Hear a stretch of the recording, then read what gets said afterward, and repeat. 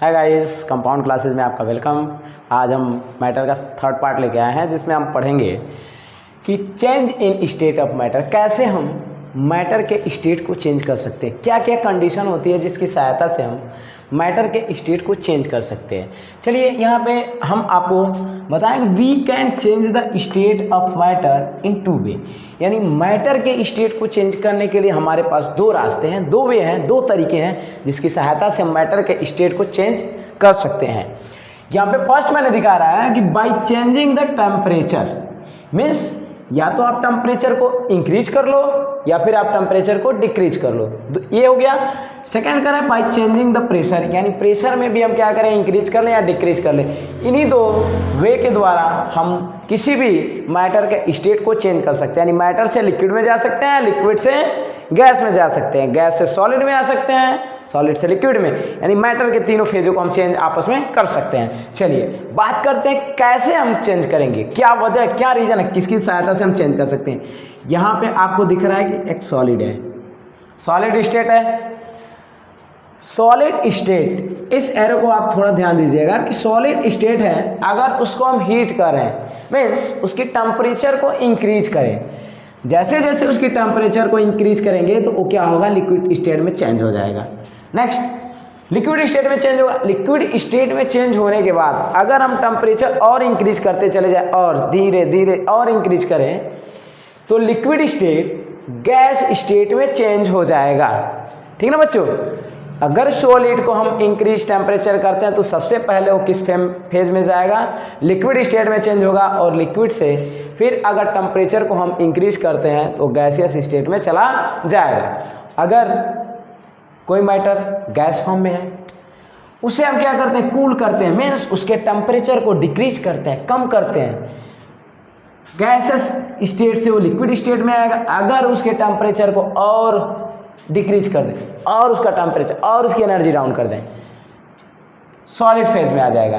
तो बच्चों यहाँ पे हम देख रहे हैं कि टेम्परेचर को चेंज करके, प्रेशर को चेंज करके हम क्या कर रहे हैं, स्टेट को चेंज कर दे रहे हैं। चलिए अब बात यह है कि टेम्परेचर को अगर हम चेंज करें तो क्या ऐसी कंडीशन, क्या हो रहा है मैटर के अंतर्गत जिससे हमारा स्टेट चेंज हो जा रहा है। जैसे मान लीजिए हम सॉलिड की बात करते हैं बच्चों, ये हमारा सॉलिड के पार्टिकल्स है, अरेंजमेंट उसकी ऐसी होती है, अरेंजमेंट उसकी ऐसी होती है, रेगुलर अरेंजमेंट होती है।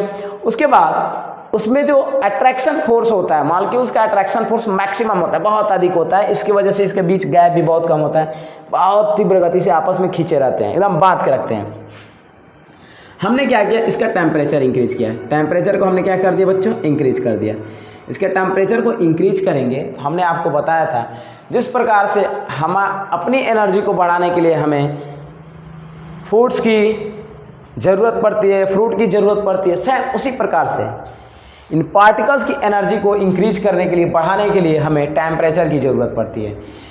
जैसे जैसे हम टेम्परेचर बढ़ाते हैं इनकी एनर्जी क्या होती है, बढ़ती चली जाती है। पहले से तो ये मोशन में रहते हैं, धीमे धीमे धीमे धीमे गति करते हैं, मोशन में रहते हैं, वाइब्रेट करते हैं धीमे धीमे।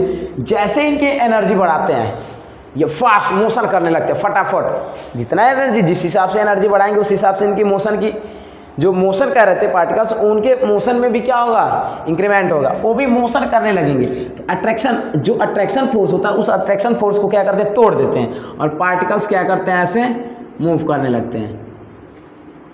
इनके बीच गैप अधिक हुआ, जब पार्टिकल मोशन में आते हैं तो फेज कौन सा हो जाता है बच्चों, लिक्विड फेज हो जाता है।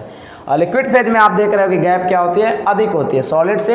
सॉलिड के कंपैरिजन में पार्टिकल्स में गैप क्या होती है, अधिक हो जाती है, और इसके पार्टिकल्स क्या करते हैं, मूव करने स्टार्ट कर देते हैं। अगर अब इन पार्टिकल्स को जो लिक्विड फेज में है, फिर और टेम्परेचर हम इंक्रीज कर दें, इनकी टेम्परेचर को और अगर बढ़ा देते हैं तो उनकी एनर्जी और बढ़ जाएगी। जब और बढ़ जाएगी तो बच्चों ये क्या करेंगे, उड़ना स्टार्ट कर देंगे, गैसियस फॉर्म में आ जाएंगे, तुरंत ये किस फॉर्म में आ जाएंगे, ये लिक्विड है। अब ये किस में आ जाएंगे बच्चों, ये कहीं यहाँ रहेगा, कहीं यहाँ, इधर रहेगा, ये किस फॉर्म में आ जाएगा, गैस के फॉर्म में आ जाएगा। इसी कारण से हमारा क्या होता है, स्टेट चेंज होना स्टार्ट हो जाता है। चलिए हम बात करते हैं कुछ स्टेट चेंज होते हैं, उनको क्या टर्मिनोलॉजी, क्या टर्म यूज करते हैं। जैसे आपको यहाँ पे एक सॉलिड दिखाया है, एक लिक्विड है और एक गैस फेज है।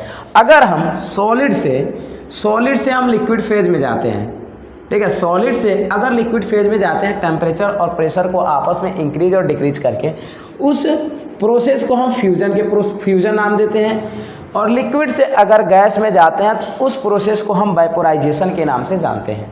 ठीक है, और गैस से अगर हम सॉलिड में आते हैं तो उस प्रोसेस को हम डिपोजिशन के नाम से जानते हैं। ठीक है बच्चों, इसके बाद अब देखिए कुछ स्पेशल, सॉलिड से अगर डायरेक्ट हम गैस फॉर्म में जाते हैं, इसको हम बोलते हैं सब्लिमेशन। एग्जाम्पल के रूप में आपको हम कैम्फर की बात करते हैं, जिसको कपूर कहते हैं। कपूर अगर उसको रख दिया जाए तो उसके टेम्परेचर में अगर इंक्रीज किया जाए तो धीरे धीरे क्या होता है, डायरेक्ट वो लिक्विड फॉर्म में नहीं आता है और डायरेक्ट किस फॉर्म में चला जाता है, गैस फॉर्म में।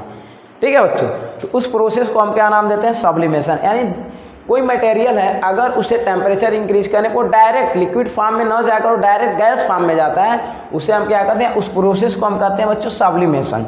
ठीक है, अगर कोई गैस लिक्विड फॉर्म में जाता है तो उस प्रोसेस को क्या कहते हैं, डायरेक्ट गैस से लिक्विड फॉर्म में कन्वर्ट होने की जो प्रोसेस होती है उस प्रोसेस को कहते हैं कंडेंसन। क्या बोलते हैं बच्चों, कंडेंसन कहते हैं।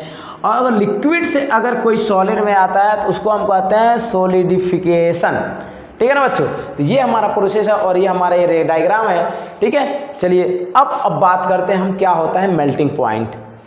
कुछ मेल्टिंग पॉइंट के बारे में जान लेते हैं कि मेल्टिंग पॉइंट क्या होता है। बच्चों हमारे पास मान लीजिए ये पार्टिकल्स हैं, छोटे छोटे पार्टिकल्स हैं, कोई मैटर है, मैटर के पार्टिकल्स हैं। मेल्टिंग पॉइंट एक ऐसा टेम्परेचर हम इंक्रीज करते हैं, टेम्परेचर को लो, टेम्परेचर को बढ़ाते हैं, इंक्रीज करते हैं, इंक्रीज करते करते चले जाते हैं। एक ऐसा टेम्परेचर आता है जिसपे ये जितना सॉलिड फेस था तुरंत सभी के सभी धड़ाधड़ लिक्विड में कन्वर्ट होना स्टार्ट हो जाते हैं। और उसी टेम्परेचर को हम क्या कहते हैं बच्चों, उसी टेम्परेचर को हम कहते हैं मेल्टिंग पॉइंट।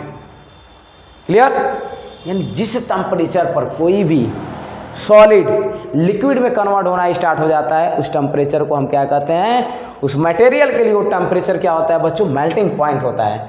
ओके, चलिए नेक्स्ट बात करते हैं। इसी प्रकार से हमारा मेल्टिंग पॉइंट के बाद होता है बॉइलिंग पॉइंट। क्या होता है बॉइलिंग पॉइंट, थोड़ा सा बात कर लेते हैं बॉइलिंग पॉइंट। बॉइलिंग पॉइंट हमारा लिक्विड के लिए होता है, ये सॉलिड के लिए था, उसी तरह से लिक्विड के लिए। हमारे पास कोई लिक्विड है, लिक्विड का हम टेम्परेचर क्या करते हैं, इंक्रीज करते हैं।